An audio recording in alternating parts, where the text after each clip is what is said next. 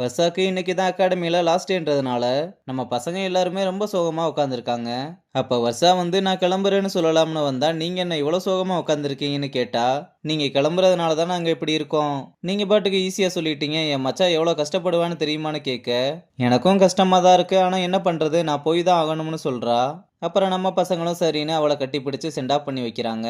ரிஷியும் வர்ஷாவோட கையை பிடிச்சு எல்லாமே ஃபாஸ்ட்டாக போயிடுச்சுல, இனிமேல் நம்ம லாங் டிஸ்டன்ஸில் இருக்க போகிறோம்னு சொல்ல, ஆனால் நம்ம ரிலேஷன்ஷிப் பாண்ட் எல்லாமே இனிமேல் லைஃப் தான் டிசைட் பண்ண போகுதுன்னு பாடத்தை ஆரம்பிக்க, போதும் போதும் இந்த லைஃப் அட்வைஸ் மட்டும் என்கிட்ட பண்ணாத, முக்கியமாக இந்த சைக்காலஜிக் டெக்னிக்லாம் என்கிட்ட பேசாதன்னு சொல்கிறான். அவளும் அப்படியே கோவப்படும் போது கூட க்யூட்டாக தாண்டா இருக்கேன்னு சொல்லி சமாதானப்படுத்துறா.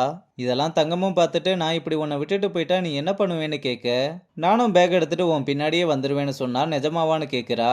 என்ன நிஜமாவான்னு கேட்குற, நான் இந்த அகாடமிக்கு ஏன் வந்து சேர்ந்தேன்னு உனக்கு தெரியும்லன்னு கேட்க, தங்கம் ரொம்ப ஹாப்பியாகி க்யூட்ரானு ஒரு கிஸ்ஸை போட, இதை நம்ம பசங்களும் பார்த்து ஷாக் அப்புறம் தங்கம் முத்தம் கொடுத்ததை வச்சு பசங்க எல்லாம் சேர்ந்து ஓட்டுன்னு ஓட்டிக்கிட்டு இருக்கானுங்க. அப்ப ரங்கன் அந்த பக்கம் போறதை பார்த்ததும் தியோ மாத்தையனை ரங்கன் கிட்ட போய் பேச சொல்றா. ஆனா மாத்தையன் ஆல்ரெடி சோசியல் மீடியா ஃபுல்லா அவங்களோட விஷயம் பரவிக்கிட்டு இருக்கு. இப்ப நான் போய் பேசுறது கண்டிப்பா சரியா இருக்காது, அவர் அப்படியே ஃப்ரீயா விடுவான், அவரே சரியாயிருவாருன்னு சொல்றான். அப்புறம் கொஞ்ச நேரம் கழிச்சு மாத்தையன் படிச்சுக்கிட்டு இருக்கும்போது ஜாக்கி வந்து அவனை கட்டிப்பிடிச்சு, நடந்ததெல்லாம் பார்த்து எங்க நீ உடஞ்சு போய் அங்கேயே இருந்துருவியோன்னு ரொம்ப பயந்துட்டேன்டா.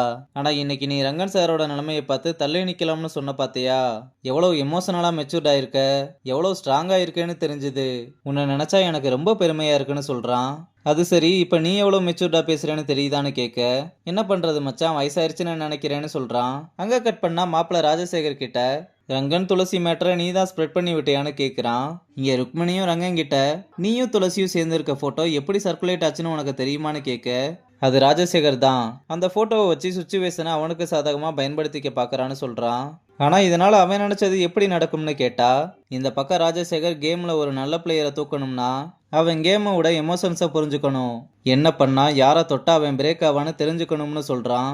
இங்கே ரங்கனும் அவன் டோர்னமெண்ட்டில் நம்மளோட ரிசல்ட்டை பார்த்து பயந்து போயிருக்கான்னு நினைக்கிறேன், அதனால் என்கிட்ட நேரடியாக மோத முடியாமல் எமோஷனலாக பிரேக் பண்ண துளசி இந்த விஷயத்தில் இன்வால்வ் பண்ணியிருக்கான்னு சொல்கிறான்.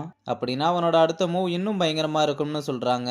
நம்மளோட இன்னர் சர்க்கிளை பிரேக் பண்ணுறதுக்கும் வாய்ப்பு இருக்குது, நம்ம ஃப்ரெண்ட்ஸ், நம்ம டீம், ஏன் நம்ம 2 பேருக்குள்ள இருக்க ட்ரஸ்ட்னு ஒன்னா உடப்பான்னு சொல்றான். மாப்பிள்ளையோட ஃப்ரெண்டு வந்து என்னடா பண்ணிக்கிட்டு இருக்கேன்னு கேட்டா, மாத்தையனோட ப்ரொஃபைலை பார்த்துக்கிட்டு இருக்கேன், அவ எங்க அடிச்சா விழுவான்ற லிஸ்ட் வச்சிருக்கேன், அதான் எங்க இருந்து ஆரம்பிக்கிறதுன்னு யோசிச்சுக்கிட்டு இருக்கேன்னு சொல்றான். ஃப்ரெண்டும் அப்படி என்ன லிஸ்ட்னு கேட்டதும் அவனோட பெஸ்ட் ஃப்ரெண்டு ஜாக்கி, லவ்வர் தியோ, அப்புறம் லாஸ்டா அவனோட அம்மான்னு சொல்ல, அம்மாவோட இன்வால்வ் பண்றது கொஞ்சம் ஓவரா இருக்குன்னு சொன்னாலும் மாப்பிள்ள அதெல்லாம் கேட்காம, நீ மூடு எல்லாம் எனக்கு தெரியும், ஃபர்ஸ்ட் அவங்க அம்மா கிட்ட இருந்தே ஆரம்பிக்கிறேன்னு அம்மாவோட டீட்டெயில்ஸை ஃப்ரெண்டுக்காரனை கலெக்ட் பண்ணி கொடுக்க சொல்றான்.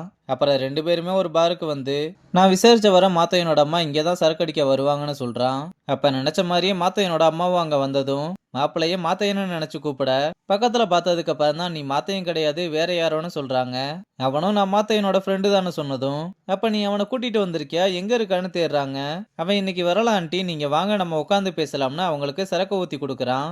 அம்மாவும் நான் குடிக்கிறது மாத்தையனுக்கு பிடிக்காது, நான் குடிக்கிறேன்னு மட்டும் அவங்க கிட்ட சொல்லிடாதன்னு, அவங்க அப்பா ஜெயிலுக்கு போன துக்கத்துல தான் நான் குடிக்க ஆரம்பிச்சேன், அதனாலதான் அவன் கொஞ்சம் கொஞ்சமா என்னை விட்டுட்டு போயிட்டான். அன்னைக்கு நான் அவனோட முகத்தை பார்க்கணும்னு ஆசையா அகாடமிக்கு வந்தேன், ஆனா அவன் என்னை உதறி தள்ளிட்டு முகத்தை கூட பார்க்காம போயிட்டான்.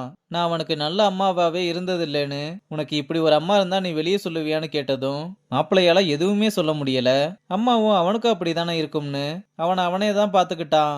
ஸ்கூல் முடிச்சுட்டு வந்ததுமே வேலைக்கு போயிடுவான். எனக்கு குடிக்க காசு இல்லைன்னா அவன் சம்பாதிச்ச காசை எடுத்துட்டு வந்து நல்லா குடிப்பேன். ஆனா இன்னைக்கு அகாடமியில சேர்ந்து படிக்கிறது எல்லாமே அவனே தான். இப்படி ஒரு குடும்பம் அவனுக்கு இருக்குன்னு தெரிஞ்சா அவமானமா தானே இருக்கும். ஆனா என்னால அவனை பார்க்காம இருக்க முடியல, நீ எனக்காக அவனை கூட்டிட்டு வரையான்னு அம்மா பேசின எல்லாத்தையுமே ஃப்ரெண்டுக்காரனும் ரெக்கார்ட் பண்ணிக்கிட்டு இருக்கதோட இந்த எபிசோட முடிச்சிருக்காங்க.